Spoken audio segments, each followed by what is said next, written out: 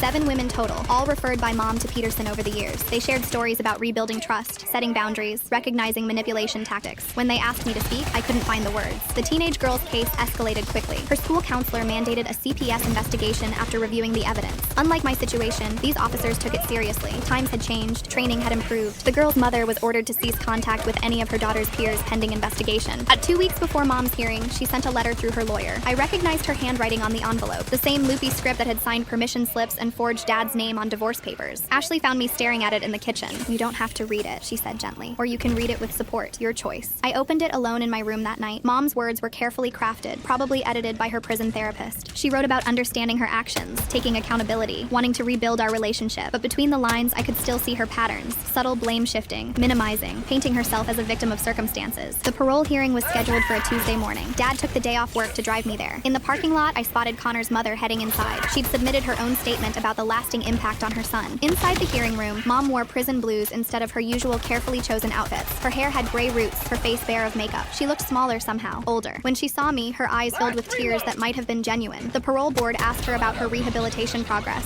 She spoke about therapy groups, accountability exercises, understanding the harm she'd caused. Her voice broke when she mentioned missing my college graduation, as if that was the real tragedy here. When my turn came to speak, I stood on shaking legs. I'd prepared a speech about second chances and rehabilitation. Instead, I found myself talking about the teenage girl who'd called our office, about the 7 women in Sarah's support group, about cycles that threatened to continue. "She's not ready," I said finally. "She's learned to say the right words, but she hasn't changed. She'll find new victims, new ways to manipulate. The pattern is too deep." Mom's mask slipped for just a moment, that familiar flash of rage before the tears returned. The board members took notes, their faces unreadable. Connor's mother spoke next, her voice steady as she described her son's struggles with trust, his therapy bills, the relationships he'd sabotaged because he couldn't believe anyone actually wanted him for himself. Jake's mother had sent a written statement about her son's anxiety, his fear of older women, how he'd dropped out of college after a professor reminded him of Mom. The board denied parole. Mom would serve her full sentence, eligible for review again in 6 months. As guards let her out, she looked back at me once. No words, just a look that promised this wasn't over. Outside, Connor's mother hugged me briefly. "You did the right thing," she said. "My son wanted to be here, but his therapist advised against it. He's doing better though. Started dating someone his own age." The teenage girl's case resolved 2 months later. Her mother accepted a plea deal. Probation, mandatory therapy, no contact with minors outside her family. Not perfect, but better than the nothing I'd gotten. The girl started attending our support group, the youngest member, but not the only teen. Peterson was attacked again in prison, this time seriously enough to require protective custody. His ex-wife stopped sending updates after that. Sarah's group grew to 12 members, then 15. We moved to a larger room at the community center. Dad and Ashley announced they were expecting a baby. The news hit me harder than expected, jealousy mixing with genuine happiness for them. In therapy, I worked through feelings about the family Dad would have that didn't include Mom's poison. Ashley asked me to help decorate the nursery, a gesture that meant more than she probably knew. The teenage girl graduated from our program 6 months later. Her mother had violated probation by showing up at her daughter's school dance, claiming she just wanted to see her in her dress. Back to court, extended probation, stricter terms. The girl moved in with her father, started therapy, began to heal. Mom's second parole hearing approached. This time, I didn't attend. Connor spoke via video link, his voice stronger than his mother had described. Jake sent a statement through his lawyer. Marcus remained silent, but his absence spoke volumes. Parole denied again. Mom had been caught with contraband, a cell phone she'd been using to contact Peterson through a smuggled number. They'd been planning something, though the details remained sealed in her disciplinary file. I started dating Nathan, a social worker from the community center. He knew my history, had read about the case in training materials. Our first dates were cautious, both of us carrying our own damage. He'd grown up with an alcoholic father, understood family dysfunction in his bones. The night before Mom's release date finally arrived, I couldn't sleep. 3 years had passed since her conviction. Peterson still had 2 more to serve, but Mom would be free in 12 hours. Dad installed security cameras, changed the locks, updated the restraining order. She didn't come. Instead, a process server delivered papers 2 weeks later. Mom was suing for defamation, emotional distress, and destruction of property. Apparently the recordings I'd turned over to police. Her new lawyer was young, hungry, probably working for a percentage of whatever Mom thought she could extract. Dad's lawyer laughed when he read the filing. "She has no case. This is harassment through litigation. We'll countersue." The legal battles dragged on for months. Mom found work at a salon 40 miles away, telling coworkers she'd been wrongly imprisoned by a vindictive daughter. Someone always believed her story, at least at first. She cycled through 3 jobs in 6 months as the truth inevitably surfaced. Nathan proposed on a quiet Sunday morning, no fanfare, just the 2 of us in the kitchen I'd shared with Dad and Ashley. I said yes, understanding that building a healthy relationship would be daily work, constant vigilance against patterns I'd inherited. Mom showed up at our engagement party. Security removed removed her before she could make a scene, but not before she'd pressed a letter into my hand. I threw it away unread. Some cycles had to end with silence. The teenage girl from that first call became a peer counselor, helping other teens recognize predatory behavior from trusted adults. She spoke at high schools, community centers, anywhere that would listen. Her mother had found new victims, but now people knew to watch for the signs. Peterson died in prison 8 months before his release date. Heart attack, the official report said. His ex-wife called to tell me, her voice neutral. Mom posted about it on Facebook, grieving the loss of a great healer who understood true pain. The comment section told its own story of women who'd learned to recognize predators. At my wedding, Dad walked me down the aisle while Ashley held their toddler daughter. Mom's absence felt like presence, the space where she should have been filled with people who'd actually protected me. Connor sent a card. Jake's mother attended. Marcus remained a ghost, but his mother hugged me at the reception. I kept working at the advocacy center. Each new case a reminder that Mom wasn't unique. The patterns repeated. Charming mothers, trusting teens, systems that still sometimes failed. But more often now, we caught them. More often, someone listened. Mom started a blog about her wrongful conviction, gathering a small following of other alienated mothers. Dad's PI monitored it, documenting any threats or escalation. She posted old photos of us, edited narratives where she was always the victim. I stopped checking after she posted my prom photo with Marcus cropped out. 3 years after her release, Mom was arrested again. A 19-year-old boy, his mother's friend's son. The same pattern, the same tactics, but this time the boy recorded everything. She'd learned nothing, changed nothing. The cycle she'd accused me of perpetuating had always been hers alone. This time, I felt nothing. No satisfaction, no vindication. Just tired recognition that some people choose their patterns over everything else, even freedom. I was pregnant when the verdict came down. 5 years, no parole. Nathan held my hand as we watched the news coverage. Brief, local, just another predator facing consequences. Mom's beauty had faded, her charm worn thin. The reporter didn't mention me, focused instead on the brave young man who'd come forward. My daughter arrived 2 weeks early, perfect and screaming. As I held her, I thought about cycles and choices, about the patterns we inherit and the ones we break. Mom would never meet her, never have the chance to poison another generation. The advocacy center expanded, adding satellite offices in 3 counties. I trained new counselors, teaching them to recognize the signs everyone had missed with me. The teenage girl who'd started it all graduated college, became a lawyer specializing in family law. She sent updates occasionally, photos of her thriving despite everything. Some nights I still dreamed about Mom. Not nightmares exactly, just memories tinged with the sadness of what could have been. In the dreams, she was still beautiful, still charming, still choosing her hunger over her daughter's heart. But mornings came with Nathan's coffee, my daughter's laughter, work that mattered, the life I'd built from the ashes of what Mom had burned. It wasn't perfect, trust remained difficult, intimacy required constant work, and I checked locks twice before bed. The last time I saw Mom was on security footage from a grocery store near her halfway house. She looked old, ordinary, just another woman buying milk. No one turned to watch her anymore. Her power had always required an audience, and now she had none. I deleted the footage, closed that chapter. My daughter was learning to walk, stumbling between furniture with determination that reminded me of myself. She'd grow up knowing boundaries, understanding consent, recognizing manipulation before it could take root. The cycle hadn't broken,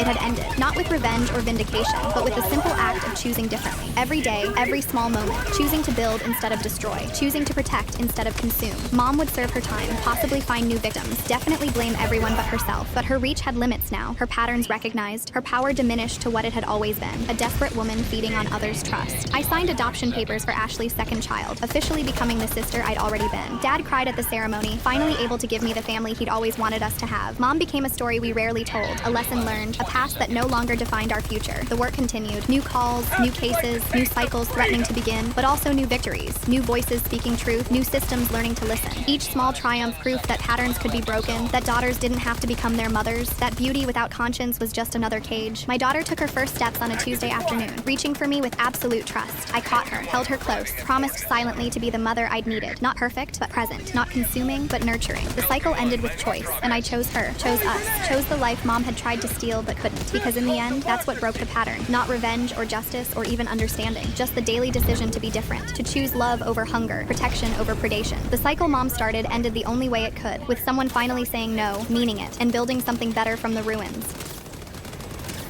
Pelican 1 preparing to depart. Shuttle launch in 20 seconds. Reinforcement budget depleted.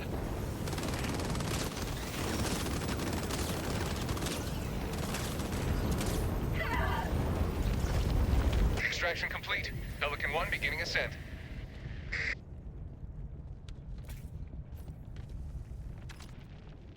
This vile glue